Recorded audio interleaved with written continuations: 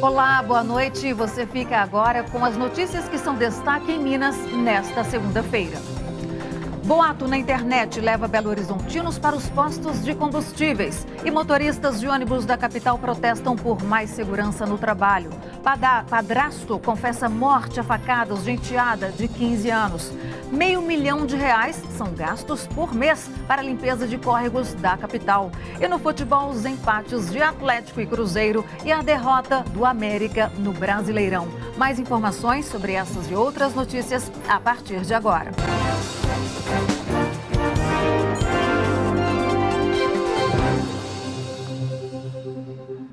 Desde ontem, filas foram registradas em postos de combustíveis da capital e Grande BH. O movimento começou depois de boato em redes sociais sobre uma nova greve dos caminhoneiros. Com medo do desabastecimento, os motoristas foram para as filas.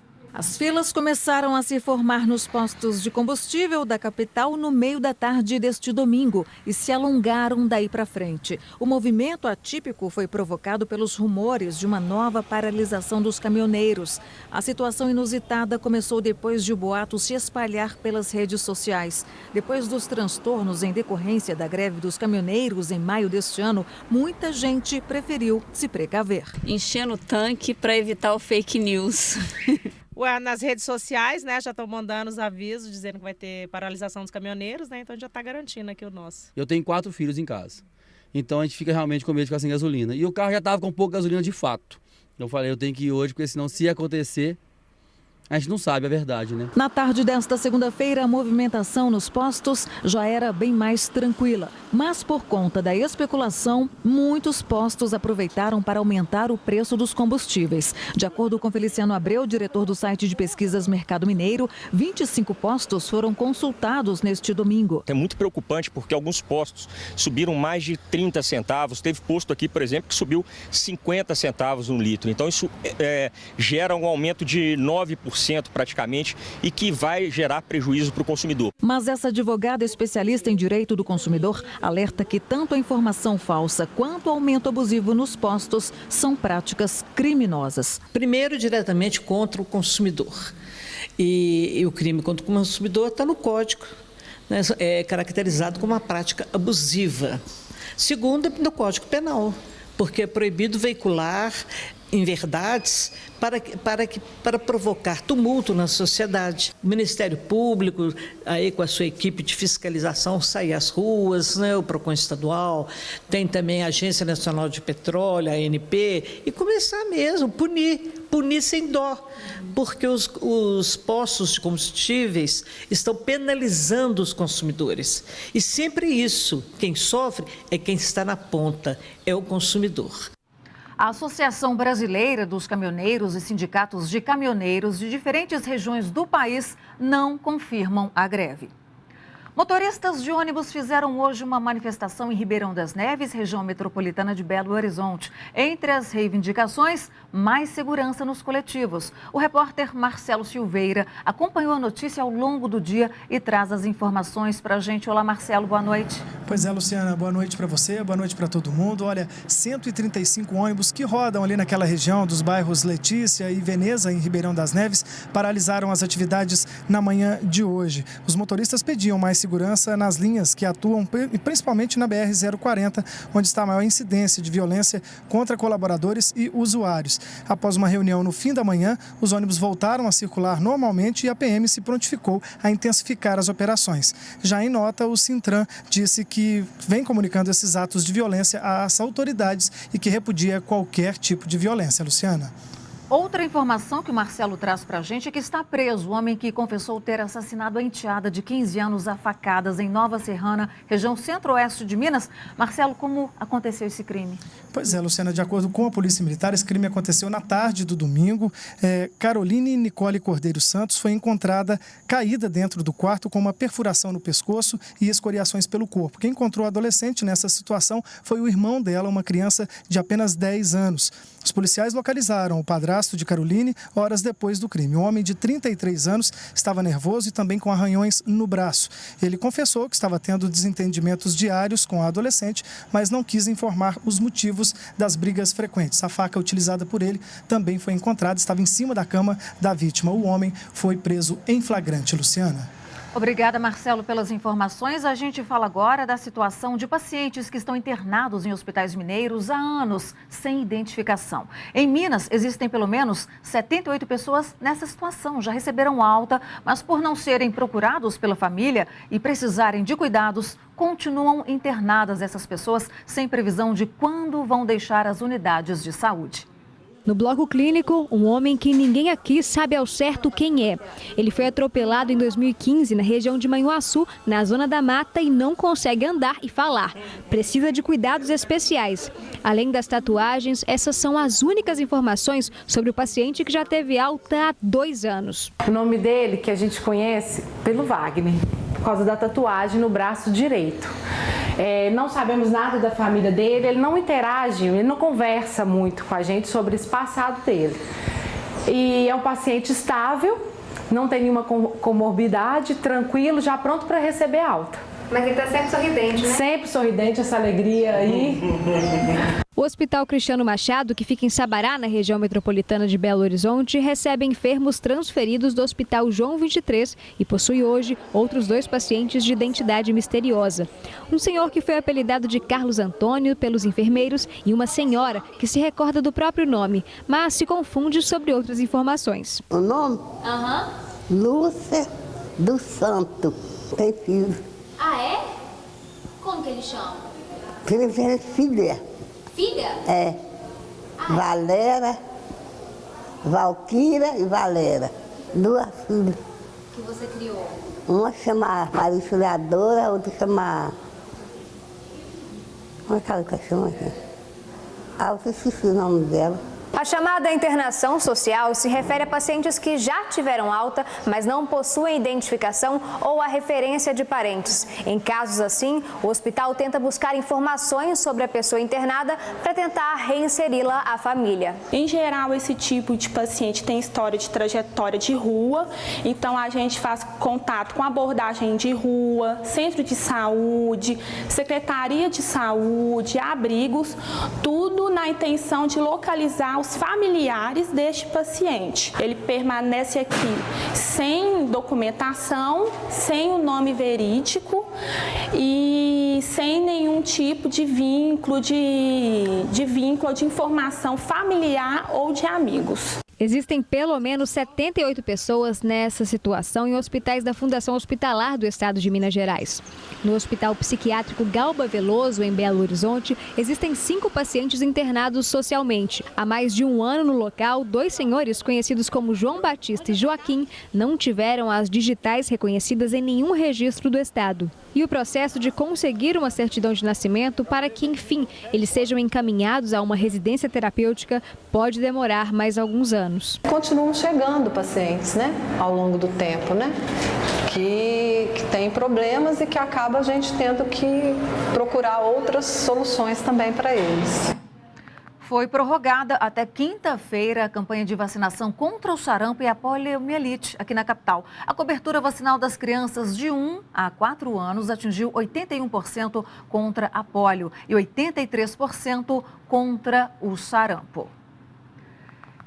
E a Prefeitura promoveu mais um dia D para tentar alcançar a meta de imunização de 95%. Houve vacinação também no município aqui, no Parque Municipal, no centro de Belo Horizonte, também em um shopping da região leste e outro na região centro-sul.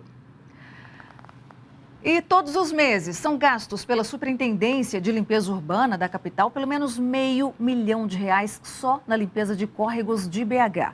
Mas com a falta de educação de alguns moradores da nossa cidade, que insistem em descartar o lixo de maneira errada, o trabalho parece não surtir efeito.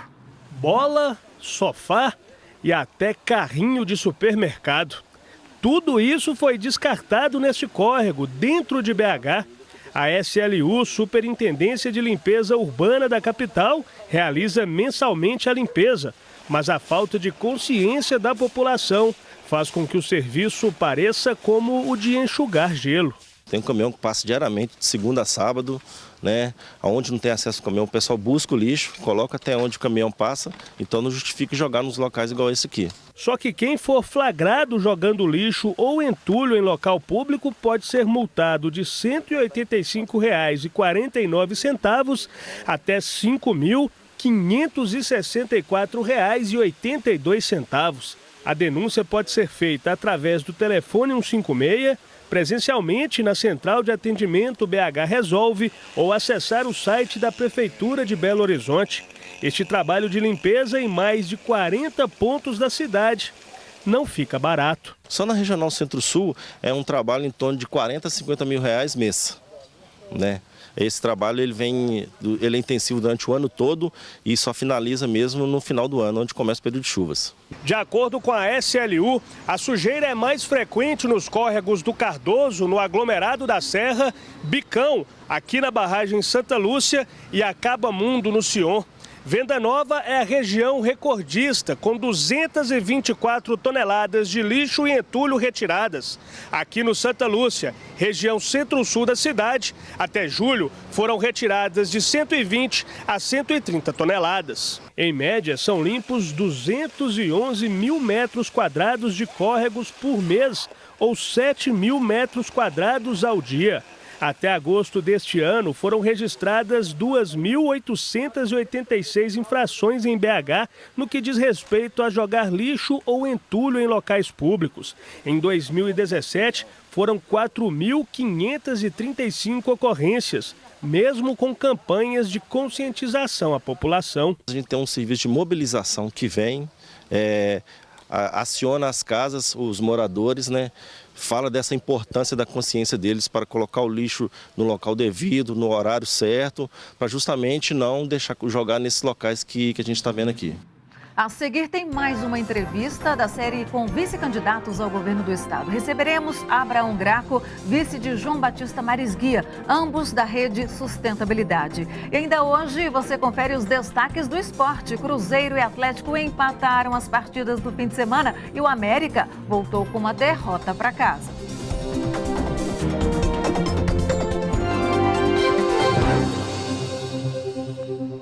Eleições 2018. Continuamos hoje a série de entrevistas com os vice-candidatos ao governo do estado. A TV Band Minas confirma o pioneirismo e realiza pela primeira vez na história da televisão mineira entrevistas com esses políticos que também compõem as chapas ao governo do estado. Ao longo do mandato, o vice-governador assume o estado por diversas vezes. Todos os vices foram convidados e terão 5 minutos para apresentarem propostas e opiniões aqui no jornal Band Minas.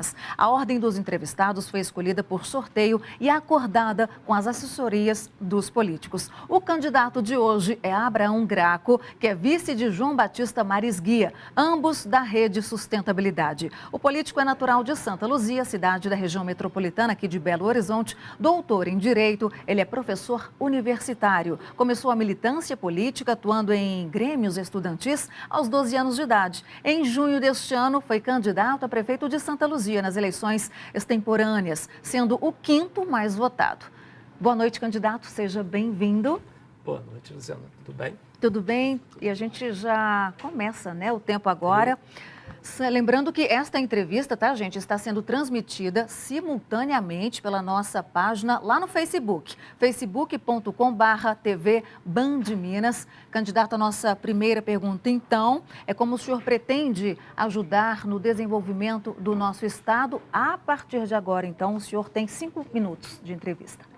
Primeiramente, agradecer a oportunidade, né, que a Band tem aberto de forma inédita, né? Em segundo, o vice, na verdade, ele é uma composição do candidato titular, que é o João Batista do Marisguia, com a Rede Sustentabilidade, e numa dinâmica desde a jornada de junho de 2013, né, quando todos foram para a rua, grande parte da população foi para a rua e disse: fulano não me representa.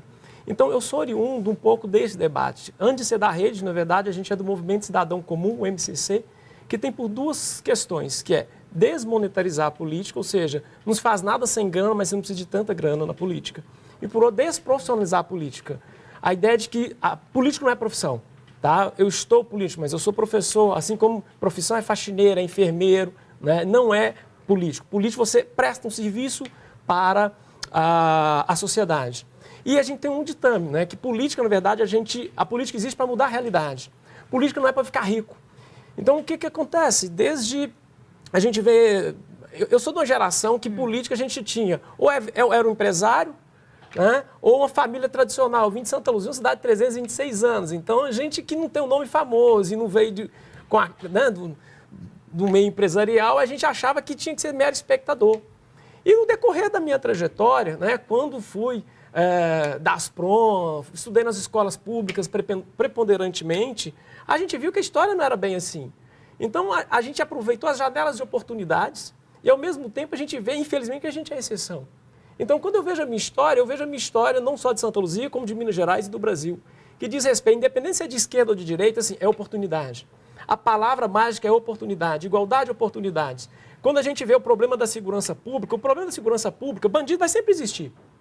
Você tem que ter, sim, treinado, mas mais do que isso, como o João Batista mesmo, que é um educador, ele fala, isso é escola integral. Como é que você quer combater a questão da criminalidade reparcelando o salário de professor? Então, assim, diz respeito à própria autoestima de quem trabalha. Então, assim, o papel do vice, eu falo que além de conspirar, ele tem duas funções, né? O vice adora conspirar, não é o nosso caso, que a chapa é muito unida. Substituir temporariamente nos impedimentos, né? E, ao mesmo tempo, a gente fala que é suceder definitivamente no caso de vacância. Mas a nossa chapa, além disso, nosso programa, ele é delimitado no seguinte sentido. Nós vamos dividir o estado de Minas Gerais em 24 territórios. E esses territórios nós vamos estar acompanhando. Então, o papel do vice é sistematicamente, não é papel de figurante, não é a samambaia na parede. Notadamente, ele vai acompanhar com métricas, com responsabilidade, tá? Às vezes, a questão ligada à reforma administrativa, à reforma fiscal, a questão da aptidão das áreas de Minas Gerais como um todo, de retomar a nossa indústria, né? A questão mesmo das commodities, transformar valor agregado, que é o nosso programa de governo. Minas Gerais está perdendo empresa a cada dia, a última agora é a Casa Martins, no Triângulo. Isso não pode continuar.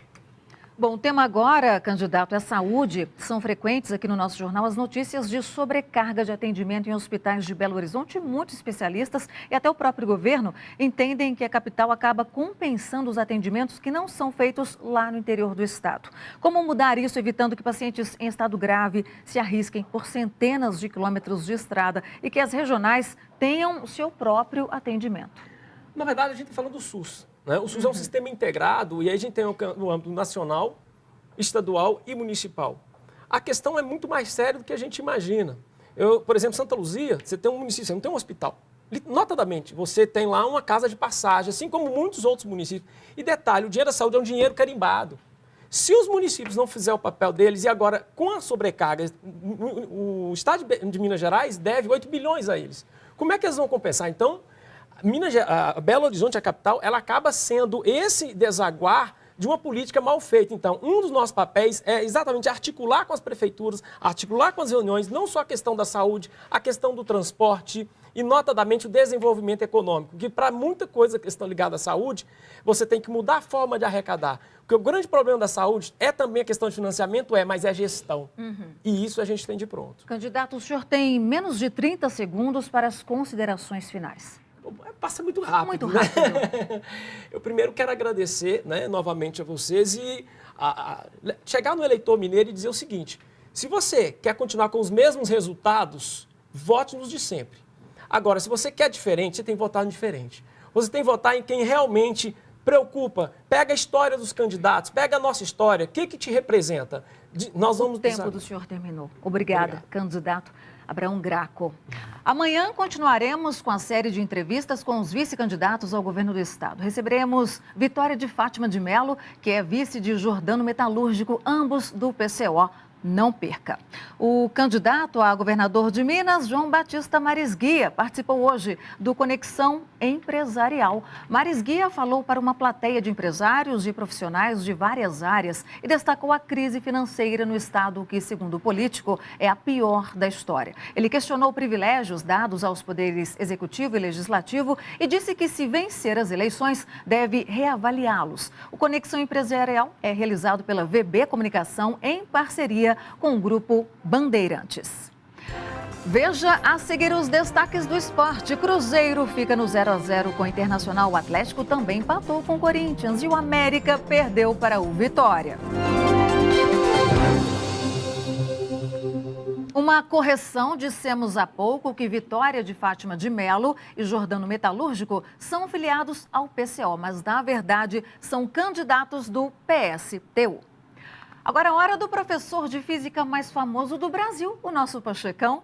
Mudança emocional não é apenas uma mudança de atitude que existe em um mundo abstrato. Para existir, ela precisa ocorrer também fisicamente, nas ligações nervosas do nosso cérebro. Consideremos, a título de exemplo, uma criança. Ela tem uma parte do cérebro que é emocional e uma que é racional. Tem também um pai, uma mãe, um irmão.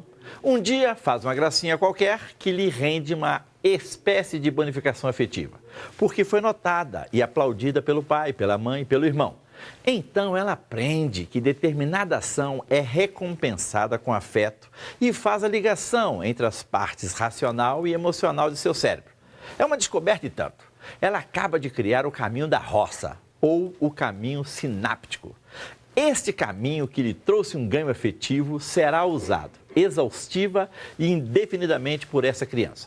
40 anos mais tarde, é provável que ela tenha casado, tenha filhos, um chefe na empresa, colega de trabalho e que continue repetindo exaustivamente o mesmo caminho da roça, ainda quando este não lhe traz mais a recompensa afetiva.